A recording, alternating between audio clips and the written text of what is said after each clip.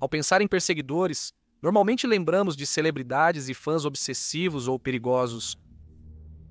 Pensamos em John Hinckley Jr. perseguindo Ronald Reagan e Jodie Foster.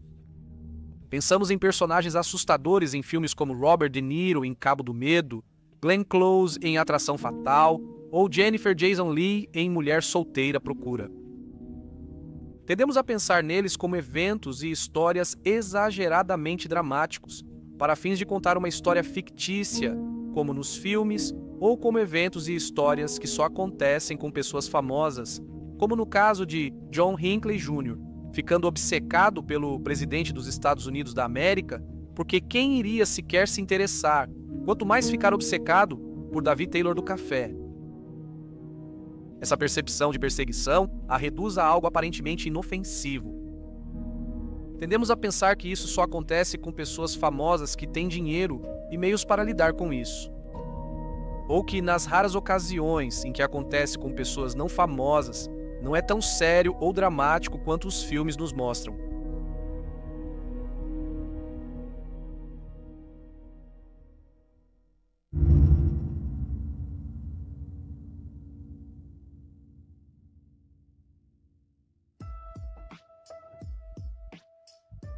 Shanna Grice era uma garota de 19 anos de Brighton, no Reino Unido.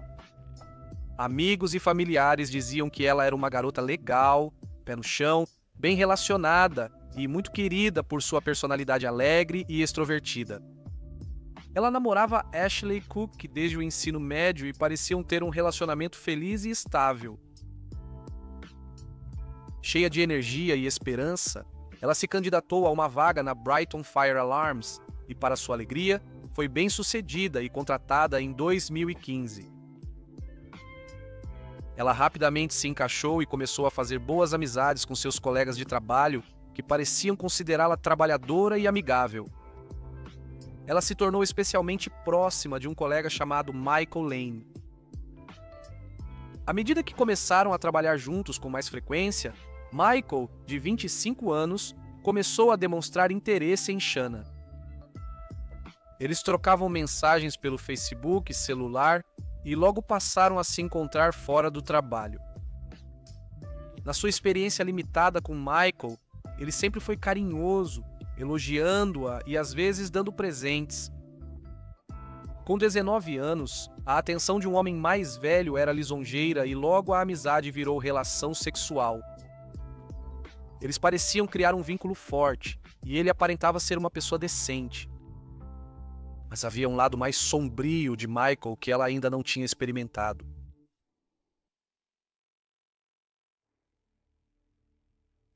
Antes de conhecer Shanna, Michael já havia sido voluntário em vários grupos comunitários, frequentemente supervisionando ou ajudando adolescentes. Um desses lugares era o grupo local das Guias Mirins. Durante o tempo em que esteve lá, as pessoas reclamaram do comportamento dele, mas essas queixas, em grande parte, não foram relatadas às autoridades, porque as meninas achavam que ninguém acreditaria nelas. Uma das meninas, de 14 anos, decidiu falar e disse que Michael tentou aliciá-la e a assediava há meses, enviando mensagens carinhosas, elogios e tentando mandar presentes. Michael foi investigado pela polícia e avisado que, se deixasse o grupo de escoteiras, o caso seria encerrado. Michael então fez o que lhe foi pedido e saiu do grupo de escoteiras. No entanto, outras 12 meninas e mulheres também denunciaram Michael à polícia por comportamento invasivo, controlador e abusivo. Mais tarde, uma dessas meninas relatou à imprensa local sua experiência com Michael.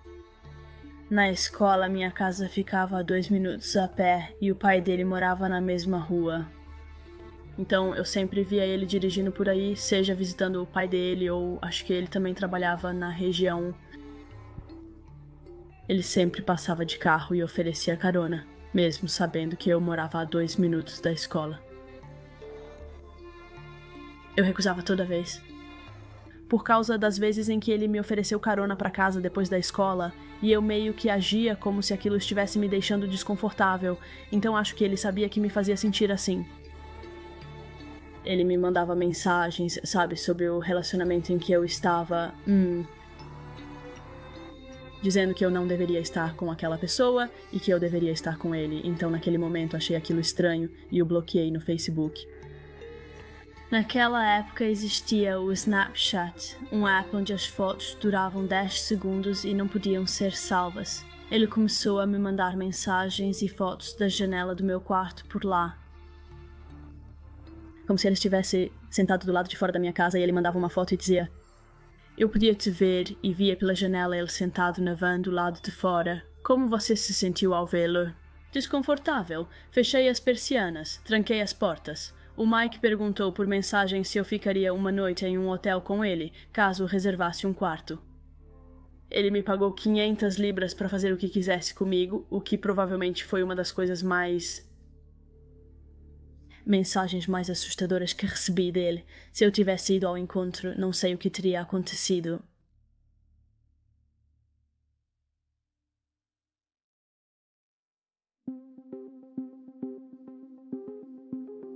No início de 2016, o relacionamento entre Shanna e Michael ficou tenso.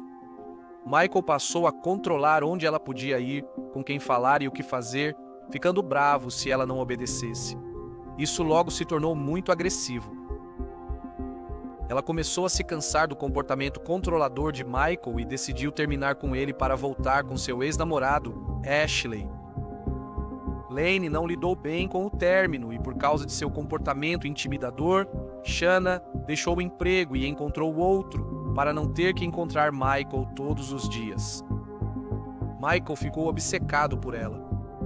Ele a seguia e mandava mensagens indesejadas para tentar reconquistá-la. A situação piorou até que, em fevereiro de 2016, ela denunciou à polícia que ele se escondia à noite perto de sua casa, deixava flores na porta e uma mensagem no carro do namorado dizendo: "Shanna sempre vai te trair." No entanto, a polícia não fez nada a respeito dessa denúncia. Eles não interrogaram Michael. Eles não o advertiram sobre seu comportamento.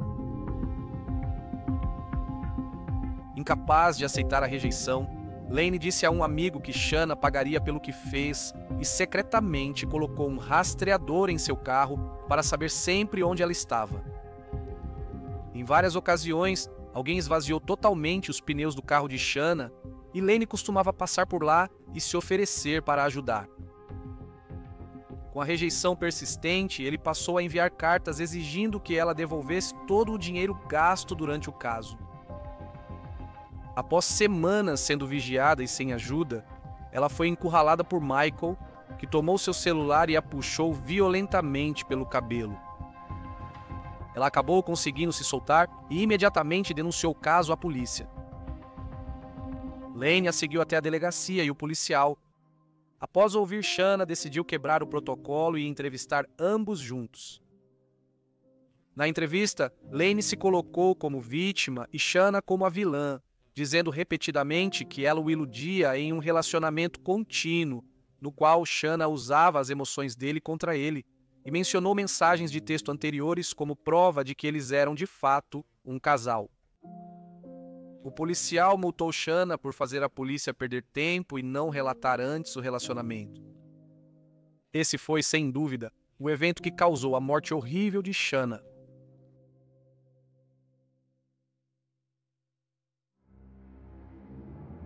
Após o apoio da polícia à história de Lane, Shanna ficou sem opções.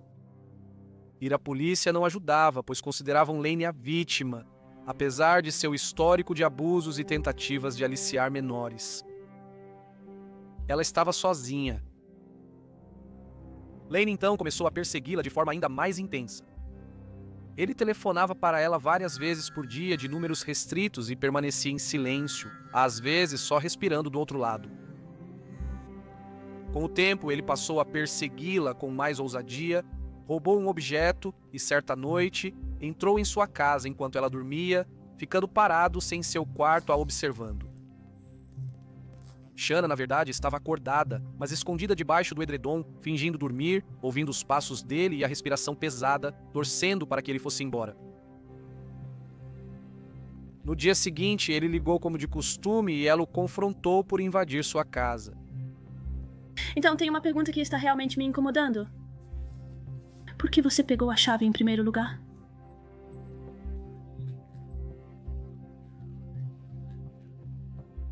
Sim, mas isso é ruim porque nos coloca em risco. Você podia surtar a qualquer hora. Você não tinha nenhum direito de... Sei que não tinha e não tenho nenhum direito. Eu sei. Fora de... Ordem. Sim. Bem, só enquanto você só não faça isso de novo. E se você chegar perto da casa de novo, eu vou. Não vou mais me aproximar da casa nem falar com você. Eu acho que é o melhor, porque isso só vai continuar nesse círculo vicioso, não é? Tanto ela quanto Lane sabiam que ele era uma pessoa profundamente perturbada, mas ele se recusou a buscar ajuda, mesmo depois que ela implorou para ele. Ela denunciou a invasão à polícia, mas eles consideraram de baixo risco e arquivaram sob D de dane-se. Em agosto de 2016, após meses de assédio constante e invasão de privacidade por um lunático, a amiga de Shanna pediu que ela denunciasse a polícia novamente. Ela tinha provas de tudo e com certeza eles poderiam fazer alguma coisa. Mas Shanna disse que já denunciou o comportamento dele 5 vezes e que, como antes, não acreditariam nela, e sim na história de Lane. Mais uma vez, ela suportou o assédio por não ter escolha. Para a lei, ela não era a vítima. Lane era.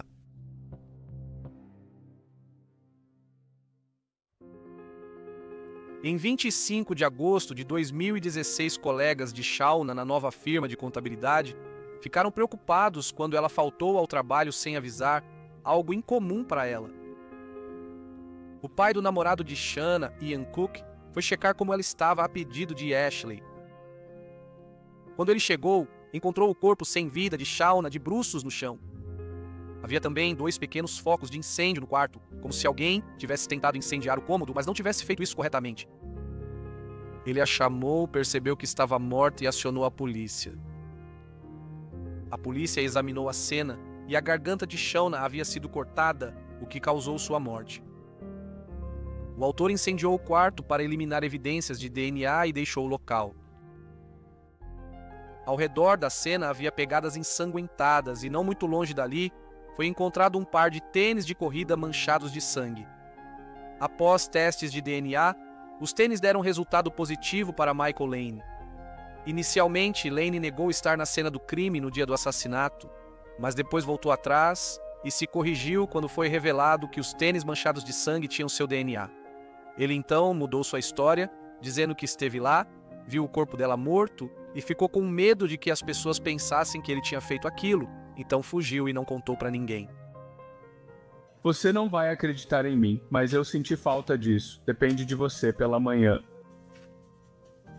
Eu fui sim à casa do Charlie. Depois que eu estive em as lojas da Valley Road, sim, e eu vi eles estacionados de volta.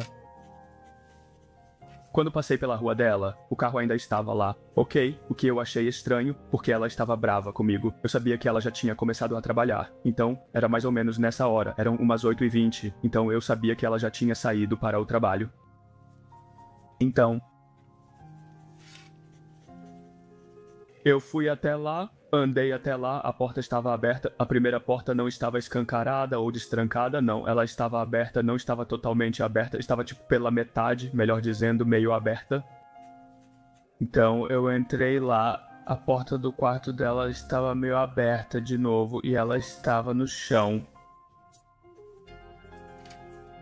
Me conte sobre o que você pensou naquele momento, sobre o que fez você pensar, certo? Ao invés de simplesmente ligar para a polícia e para os Andamans. Eu vou simplesmente sair. Porque eu estava com medo. Porque eu estava com medo. Você nunca viu um corpo morto, corpo encontrado, sentado em cima, sabe?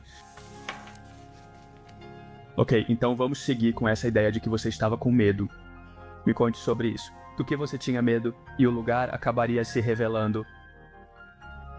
Lane admitiu ter perseguido Grice, mas se declarou inocente de assassinato. Em um julgamento que durou apenas 2 semanas, o júri retornou com um veredito de culpa após apenas 2 horas de deliberação. O juiz o condenou a pelo menos 25 anos de prisão, sem liberdade condicional. O juiz também criticou a polícia em sua declaração de sentença.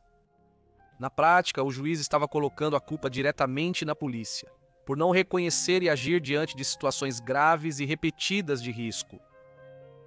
Aparentemente, não houve nenhum reconhecimento por parte dos investigadores de que uma jovem em um relacionamento sexual com um homem poderia, ao mesmo tempo, ser vulnerável e estar em risco de sofrer danos graves. A polícia foi precipitada e estereotipou Grice.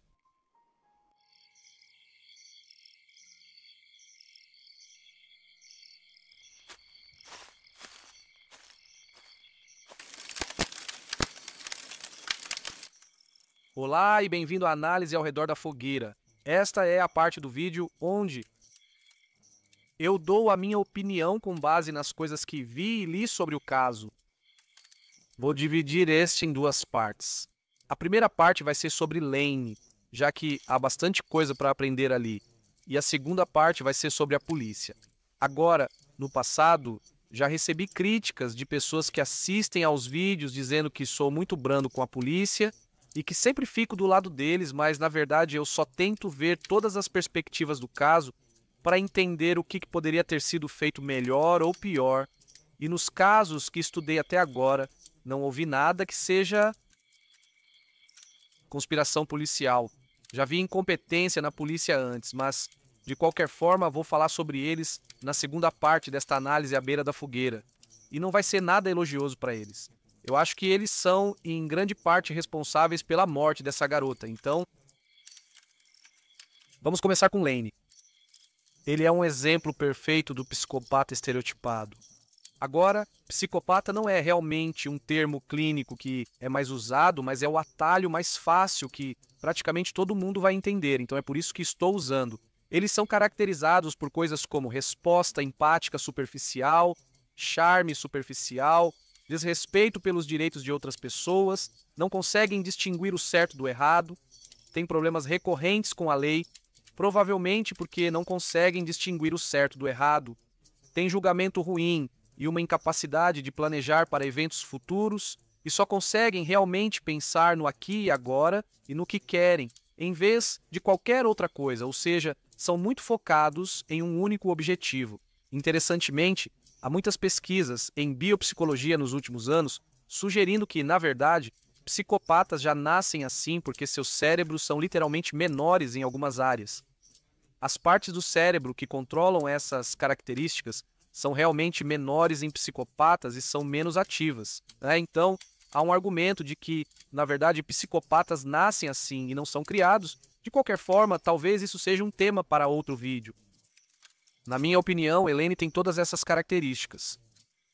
E apesar do que você vê nos filmes, os psicopatas não agem abertamente como esquisitos. Eles sabem se encaixar bem.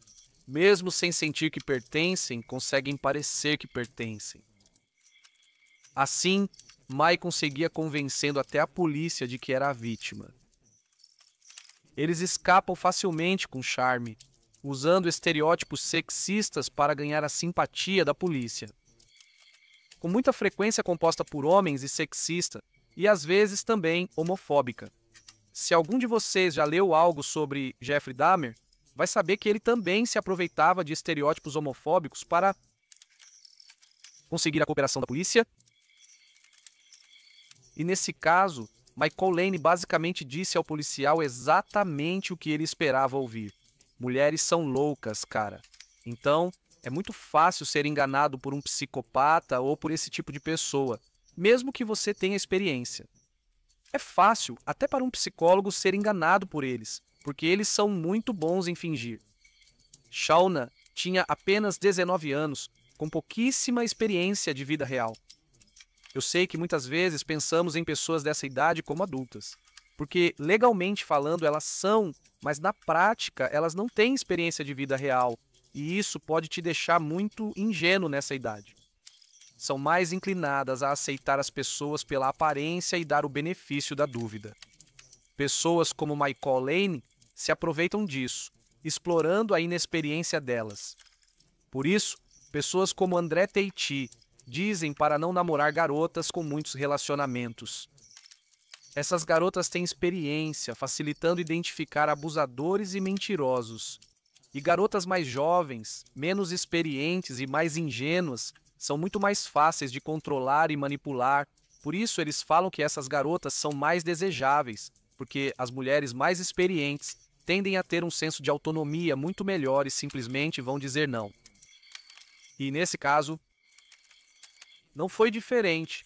Ele também apresenta um padrão de escolher vítimas mais jovens e utiliza investidas emocionais para conquistá-las, pois sabe que garotas jovens respondem melhor a gestos românticos, enquanto mulheres experientes valorizam coisas simples que facilitam a vida.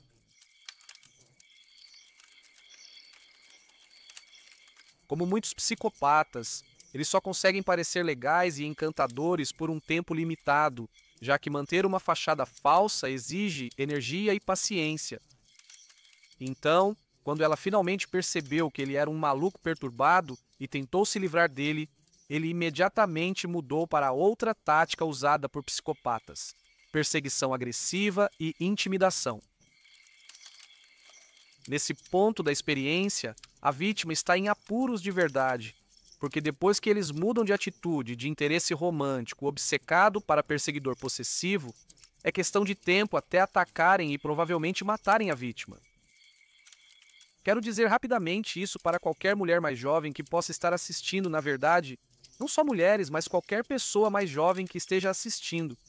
Tente perceber a diferença de experiência de vida entre você e um parceiro mais velho, porque é muito provável que existam alguns desequilíbrios de poder entre vocês por causa dessa diferença de experiência. Você deve se perguntar se a pessoa com quem você está realmente te valoriza pelo que você é, ou se está com você apenas porque você é mais jovem e menos experiente. Nesse caso, provavelmente é melhor sair dessa, porque essa pessoa pode estar te vendo como uma posse, se aproveitando de você e talvez nem tenha respeito de verdade por você. Então, isso é algo que eu acho as pessoas deviam se atentar mais a isso. Certo, então, canal, vamos falar sobre a polícia. A polícia foi responsável pela morte dessa garota, essa é a forma mais direta que posso dizer e também a mais precisa. Na minha opinião, a polícia foi responsável pela morte dessa garota. Lane tinha um longo histórico de assédio contra garotas mais jovens, o que ninguém parecia levar em consideração, e o policial que os entrevistou juntos cometeu um erro grave. Nunca entreviste uma pessoa abusada junto ao abusador, porque ela terá medo de contar a verdade, e o abusador vai tentar fazer a vítima parecer desequilibrada e abusiva, usando seu nervosismo como prova. O erro tão básico e fatal cometido pelo policial me deixa perplexo. Aquele policial também não foi demitido, ele só levou uma advertência leve. Ele disse não haver evidências de assédio e que as mensagens eram carinhosas, mostrando um relacionamento, o que considero uma desculpa esfarrapada. Bastava checar o histórico policial de Lane para ver 13 casos de assédio em 10 anos e um de aliciamento de menor, confirmando o que Shauna dizia. Ele falhou em fazer as partes mais básicas do seu trabalho e isso levou à morte dela. Acho que ele merecia ser demitido. Ele não estava apto para servir e proteger, porque ele não serviu ao público nem protegeu o público. E, na verdade, ele escolheu a opção mais fácil e conveniente. E quando a polícia realizou a audiência sobre a conduta do policial, eles basicamente colocaram toda a culpa em Shauna, confirmando tudo o que Lane dissera a eles, o que é nojento ver os fatos do caso, algo comum na polícia do Reino Unido, que costuma proteger seus membros mesmo quando errados, o que está errado. A polícia não deve estar acima da lei. São servidores dela e deveriam ser punidos como qualquer cidadão quando falham. Pode-se argumentar que a polícia deveria seguir a lei com ainda mais rigor, já que são seus agentes e exemplos. Então, a própria polícia deveria assumir alguma responsabilidade aqui, porque este era um homem que já havia sido denunciado 13 vezes, sem contar as denúncias de Grice, e algumas dessas denúncias eram de meninas menores de idade. O fato de nunca terem investigado e tratado isso mostra como a polícia do Reino Unido costuma ser sexista.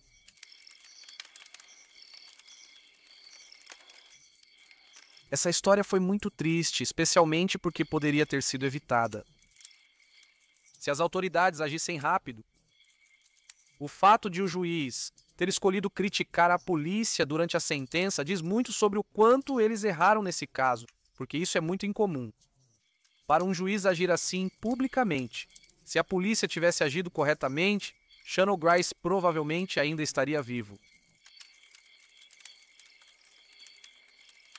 Obrigado por assistir ao vídeo e pelo apoio contínuo de muitos neste canal. Eu aprecio muito isso. É muito legal para mim sempre que eu envio um vídeo ver, sabe, as mesmas pessoas aparecendo e deixando um comentário. É quase como se vocês fossem amigos. Eu gostaria de poder conhecer alguns de vocês pessoalmente e assim eu poderia associar rostos aos nomes também. Talvez um dia, se eu chegar a 1 milhão de inscritos, a gente possa combinar algo assim. Mas, de qualquer forma, só quero agradecer muito por todo o apoio, por toda a ajuda que as pessoas me dão e por todas as perguntas que me enviam também. Eu estou lendo todas, mas são tantas que demoram um pouco. Eu trabalho sozinho neste canal, sou só eu, então... Fiquem à vontade para deixar seus comentários no vídeo. Como sempre, nas primeiras 24 horas após o envio, vou responder a todos os comentários que forem deixados. Obrigado novamente e até o próximo vídeo.